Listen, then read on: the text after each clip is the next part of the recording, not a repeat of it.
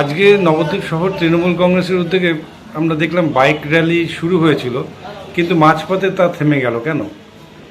আমাদের মূলত 4-5 দিন আগের থেকেই এটা পূর্ব নির্ধারিত কর্মসূচি।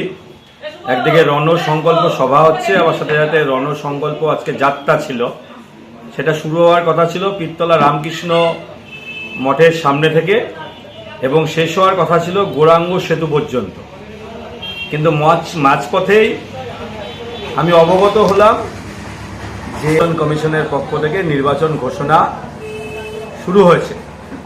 যে মুহূর্তে এই খবরটা আমি পেলাম, সংবিধানের প্রতি শ্রদ্ধা রেখে, নির্বাচন কমিশনের প্রতি শ্রদ্ধা রেখে মাঝপথে নির্দেশ দিই যে সেটা এলানিয়া শিবতলাতে গিয়ে বন্ধ করে দেওয়া হলো।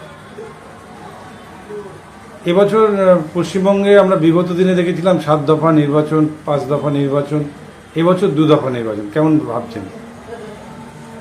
বিরোধীরা এর আগে ভেবেছিল দফা বাড়িয়ে বাংলা জয় করতে পারবে, এখন আবার তাদের পরিকল্পনা ভেবেছে যে দফা কমিয়ে হয়তো বাংলা দখল করতে পারবে।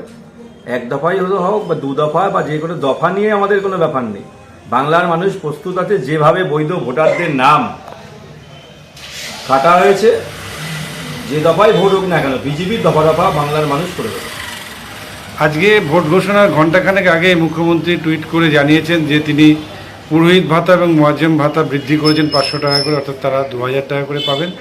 এবং সুপ্রিম কোর্টে যে মামলায় রায় দিয়েছিল যে 25% ইমিডিয়েট দিতে হবে, রাজ্য সরকার পিটিশনে যাওয়ার পরেও আজ ঘোষণা করেছেন সেই বকেয়া এই মাস থেকেই দিয়ে দেওয়া হবে। এইটা ভোটে কতটা অ্যাডভান্টেজ দেবে বলে মনে হয়? জননেত্রী মুখ্যমন্ত্রী মমতা বন্দ্যোপাধ্যায় সকলের জন্য তিনি উন্নয়ন করে চলেছেন। বিগত দিনের দলমত নির্বিশেষে সব শ্রেণীর জন্য তিনি উন্নয়ন করেছেন। তিনি যথাসময়ে যথার্থ ঘোষণা করেছেন এবং সমস্ত দিক বিবেচনা করেই এই ঘোষণাটা করেছেন। এবং একজন সাধারণ কর্মী হিসাবে আমার মনে হয় এতে সকলেই খুশি হবে। আপনার নাম? সুজিত শাহ, সভাপতি, নবদ্বীপ শহর তৃণমূল কংগ্রেস।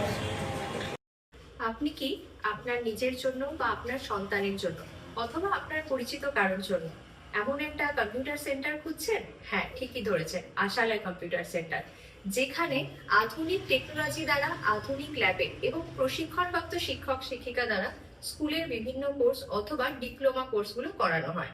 আশালয় কম্পিউটার সেন্টার হচ্ছে একেবারে সরকার অনুমোদিত এবং রাষ্ট্রীয় যুব কম্পিউটার প্রশিক্ষণ কেন্দ্র দ্বারা স্বীকৃত এবং ISO সার্টিফাইড। আশালয় কম্পিউটার সেন্টারে ভর্তির প্রক্রিয়া শুরু হয়ে গেছে এবং সিট কিন্তু লিমিটেড, তাই দেরি না করে সত্বর যোগাযোগ করো।